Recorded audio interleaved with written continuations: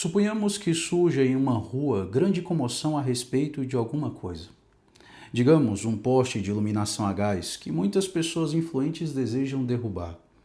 Um monge de hábito cinza, que é o espírito da Idade Média, começa a fazer algumas considerações sobre o assunto, dizendo a maneira árida da escolástica. Consideremos primeiro, meus irmãos, o valor da luz.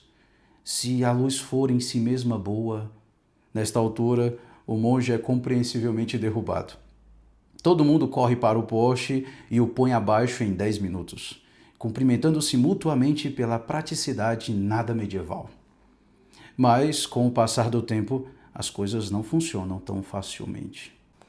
Bem, e o que tem a ver esta história? Na verdade, eu só contei metade dela, ainda vamos terminá-la.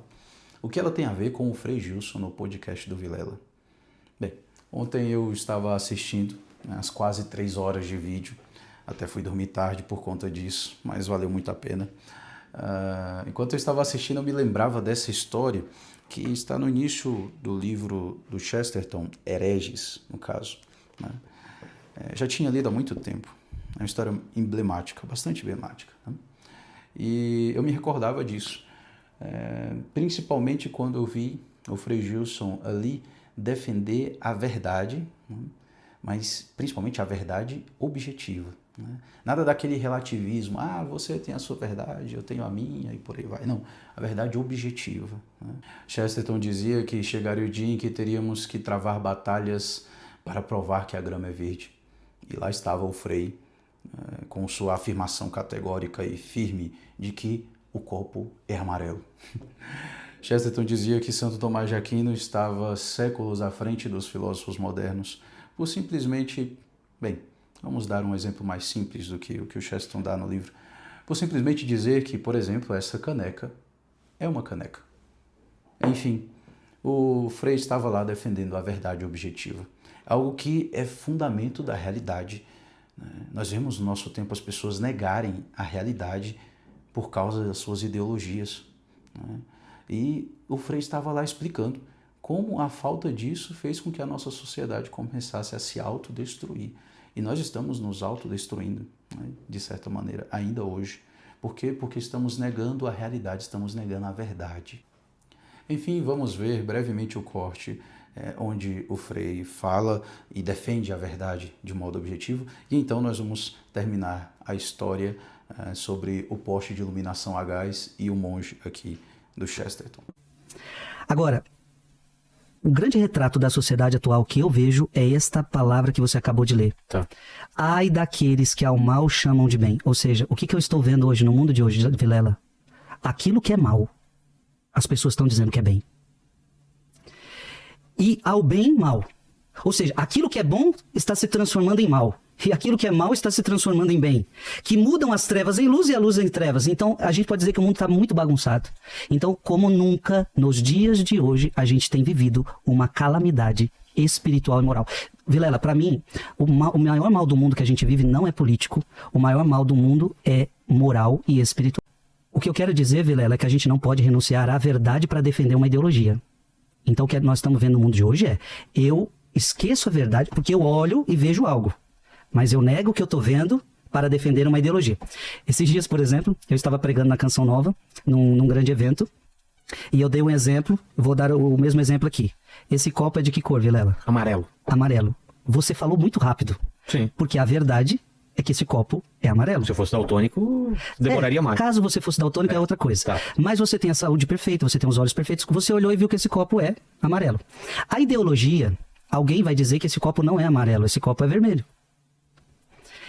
E só que qual é a verdade? É que o copo é vermelho ou o copo é amarelo? Amarelo. O copo é amarelo. E essa pregação que eu fiz, ela já gerou tumulto na internet, já gerou tumulto nas redes sociais, simplesmente porque eu disse que esse copo é amarelo. Esta é a verdade. Agora, vem uma ideologia que quer dizer para você que esse copo é vermelho. Não. Respeitamos se você quiser achar que esse copo é vermelho, mas a verdade é que esse copo é amarelo. É isso que eu queria que você entendesse. Para mim, o mundo está perdido na essência da verdade. João 8,44. Vós tendes como pai Vós tendes como pai o demônio Vós tendes como pai o demônio. e quereis fazer o desejo de vosso pai. Ele era homicida desde o princípio e não permaneceu na verdade. E não? Permaneceu na verdade. E não permaneceu na verdade, porque a verdade não está nele. Vilela, isso é muito forte. A verdade não está nele. Quando diz a mentira, fala do que ele é próprio, porque ele é mentiroso e pai da mentira. Então qual foi o grande problema do demônio? Ele negou a verdade. Você não pode negar essa verdade. Se você negar essa verdade, logo você estará na mentira. Que ótimas palavras as do Frei. É realmente diferente quando um sacerdote realmente católico vai nesses programas, né? Enfim, vamos terminar a história do Chesterton. Lembremos que nós tínhamos parado no momento em que o monge foi pisoteado e as pessoas colocaram o poste abaixo, né? Mas com o passar do tempo as coisas não funcionam tão facilmente. Alguns derrubaram o poste porque queriam a luz elétrica, outros porque queriam o ferro do poste. Alguns mais porque queriam a escuridão, pois seus objetivos eram maus. Alguns se interessavam pouco pelo poste, outros muito. Alguns agiram porque queriam destruir os equipamentos públicos, outros porque queriam destruir alguma coisa. E há uma guerra noturna em que ninguém sabe a quem atinge. Então, aos poucos e inevitavelmente, hoje, amanhã ou depois de amanhã, voltam a perceber que o monge afinal estava certo e que tudo depende de qual é a filosofia da luz.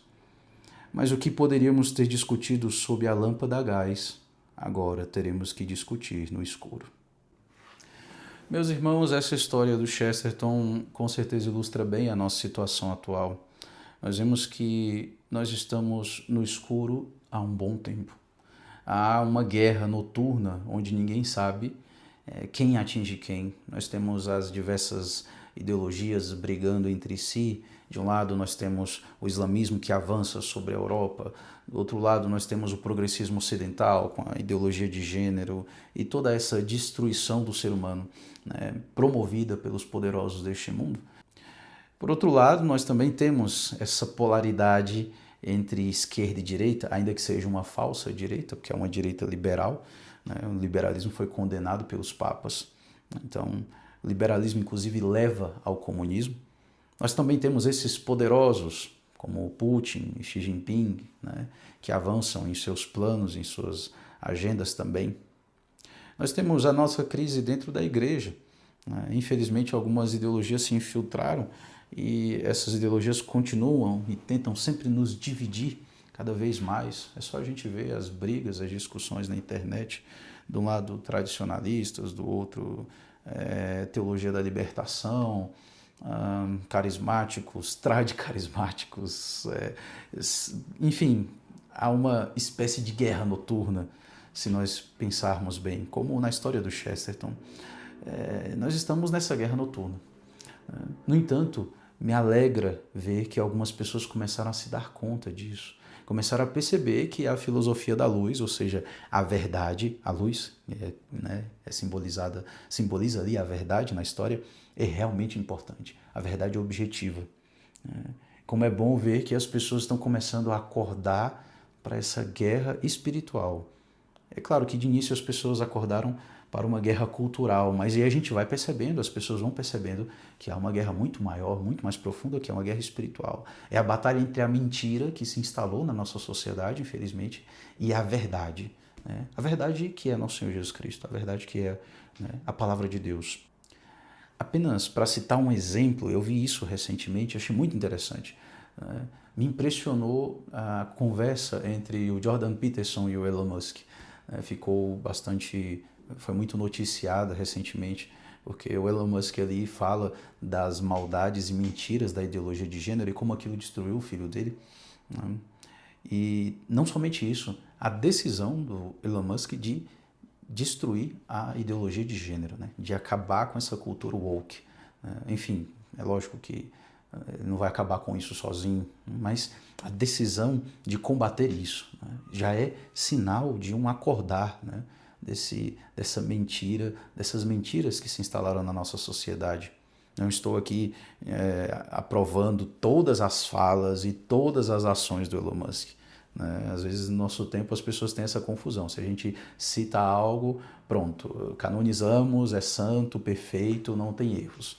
E não é bem assim, né? Só estou apenas citando esse acordar, né, dele para essa realidade específica, né? Ainda falta acordar para muitas outras coisas, é claro. Uma outra coisa que chamou muita atenção nessa entrevista, e depois recomendo até que veja, é o Jordan Peterson com um terno cheio de imagens de Nossa Senhora. De início eu olhei e pensei assim, por que está tão colorido?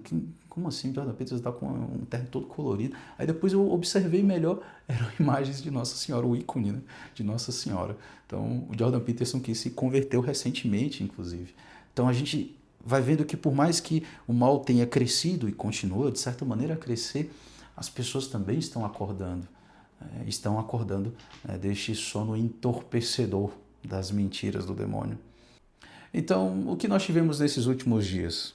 Um frei de hábito marrom, não de hábito cinza, né, mas de hábito marrom, serve também, né, em um dos maiores podcasts do Brasil, né, o podcast Inteligência Limitada, né, falando mais uma vez sobre a verdade. Falando sobre a verdade como a única forma de nós darmos fim a essa guerra noturna. Veja, essa guerra noturna que nos faz permanecer na escuridão, brigando uns com os outros. Nós vimos que o Frei apresenta ali a solução, que é o quê? Nos voltarmos para a palavra com P maiúsculo. É interessante que eu nunca vi um entrevistado citar tanto a Sagrada Escritura. Já foram ali muitos pastores, padres, inclusive os bons padres, como o padre Duarte, né, exorcista, alguns padres que às vezes faltavam, né, serem mais firmes na fé católica, mas eu nunca vi um entrevistado citar tantas Sagradas Escrituras. Então, colocou ali o Vilela para ler as passagens, né, falando, eu quero que você leia aí.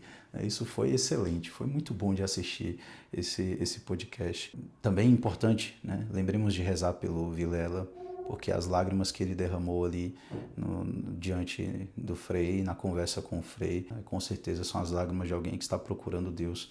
Então rezemos por ele, espero que ele vá, ele já disse que vai, né, rezar lá com o Frei de madrugada, nessa quaresma de São Miguel. Rezemos por ele, né, para que ele, né, se volte para a verdade. Enfim, o Frei não estava ali interessado em ser entrevistado. A intenção dele claramente não era essa. Ele foi preparado para anunciar a palavra. Ele foi preparado, com certeza ele foi ali porque viu uma oportunidade de anunciar a palavra. É isso que acontece com as pessoas realmente de Deus, né? Elas não estão muito interessadas em falarem de si mesmas, né? Estão interessadas em falar de Deus. Que bonito ver isso, né? O Frei, então, anunciou a palavra, oportuna e inoportunamente, como diz São Paulo. O Frei anunciou a verdade que tem a Igreja como guardiã e defensora, a verdade que é nosso Senhor Jesus Cristo. Quem tem ouvidos para ouvir, ouça.